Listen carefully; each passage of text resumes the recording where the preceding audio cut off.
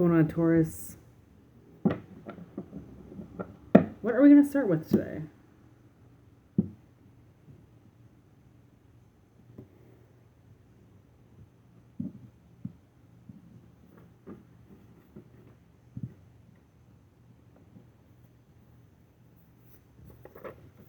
Yeah, okay. Didn't know if I was going to start off with animal or ruin. Pardon my hair. This is what happens when you work all day and come home and all you want to do is videos and you don't care what your mop looks like. There we go. Just get her under control. There we go. Okay. Here we go.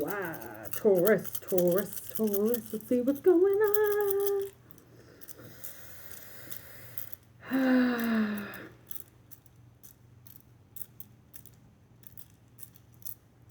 A ruin or two for Taurus, please. There's one. The ruin whore. This comes out every reading. Oh, with 12. Spontaneous. Oh, okay. So we got ruin number 5. And ruin number 12. This ruin, it kind of looks like an R, basically comes out every reading. I don't know why. It's just one of those ruins. So, okay. Travel, rhythm, spontaneity with cycles, completion, and changes. Spontaneous changes. Rhythmic completions, and cycles moving forward.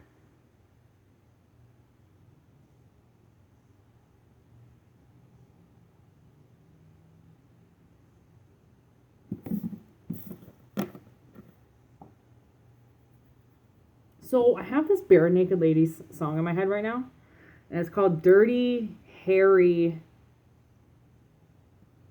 Oh, and the straw hat. And his straw hat. It's about being a farmer. Excuse me, I have eye goobies here. So it's about being a farmer. I am a farmer.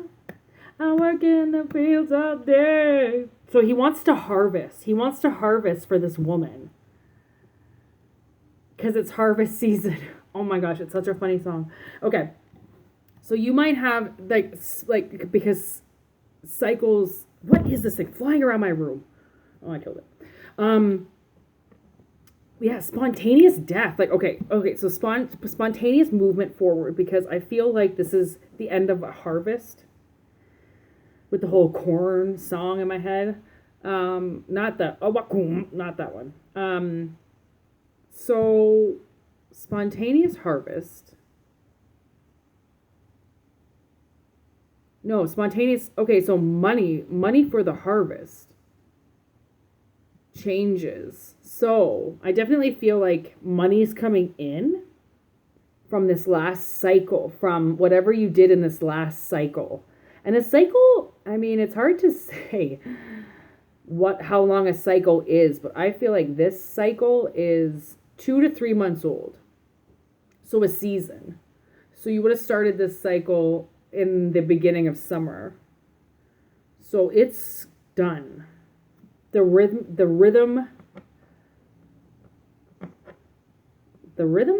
of the world, it's cosmic cycles that have to change. They have to be done in order for you to move on.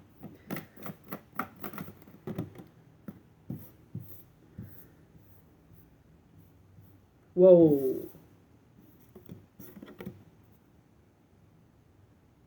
Six of Cups, Sun, Ten of Wands.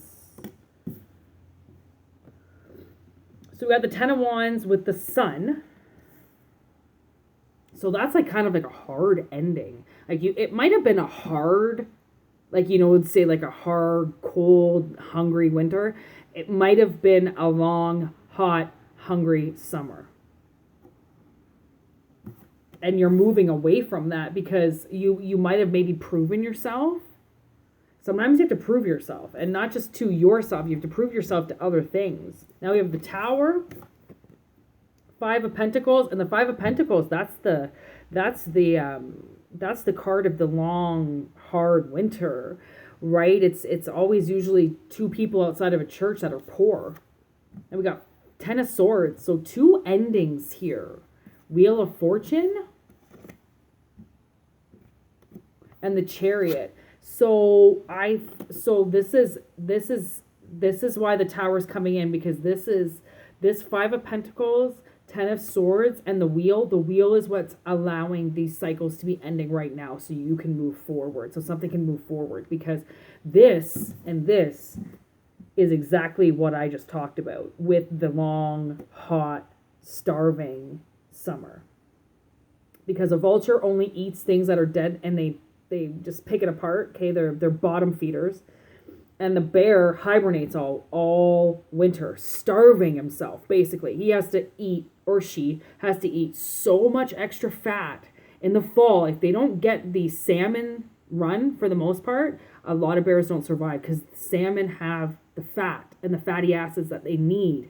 So then they can go a long, hard, starving winter, because they hibernate and they've got to stay inside. Right? And then the vultures, like, geez Louise. I actually came in contact with a vulture once in this place where I used to live. And it was really weird, because it was obviously starving. Somebody had dumped a bunch of garbage. And I didn't know that the garbage was there. So I was wondering why the vulture was there. And then all of a sudden I looked, and it was old meat packages.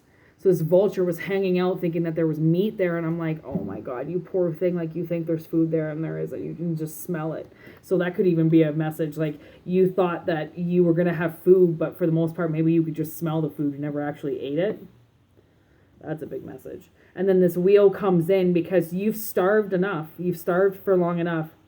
It has something has to move. Like, it's not, you can't stay starving for the rest of your life. Like, even in that type of situation, you either die or you get out of it.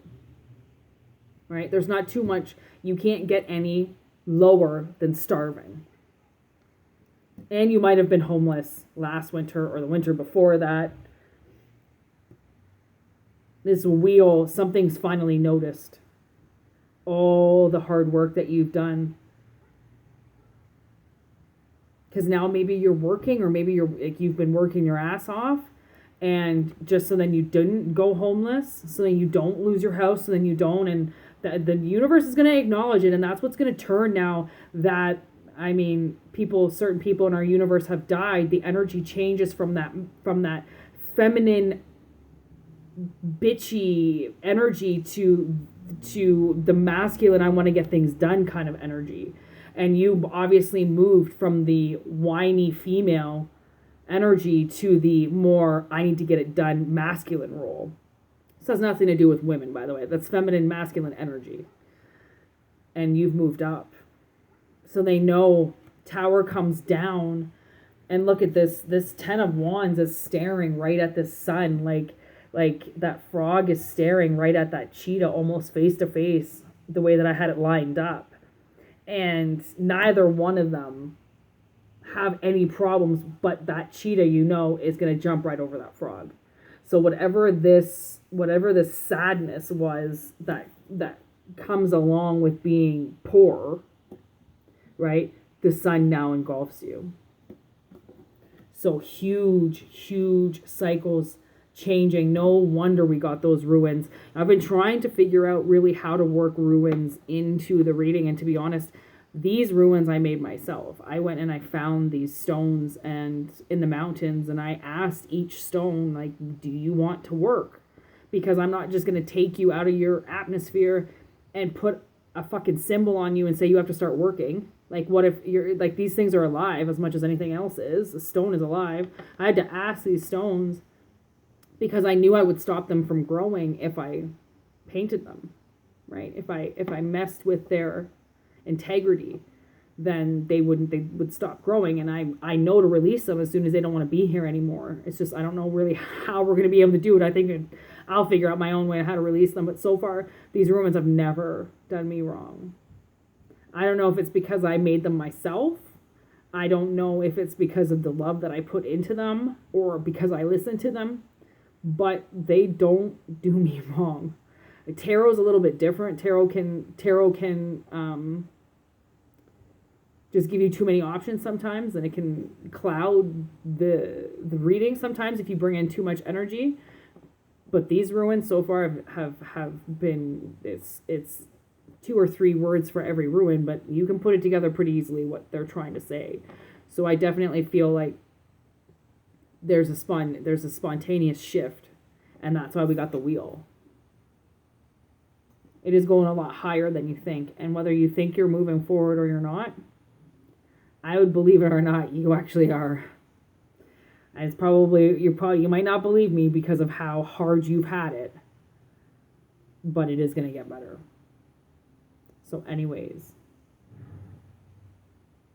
thanks for watching, Taurus. I'm Moonshine. Happy to have you aboard. May I steer you in the right direction. Literally. See ya.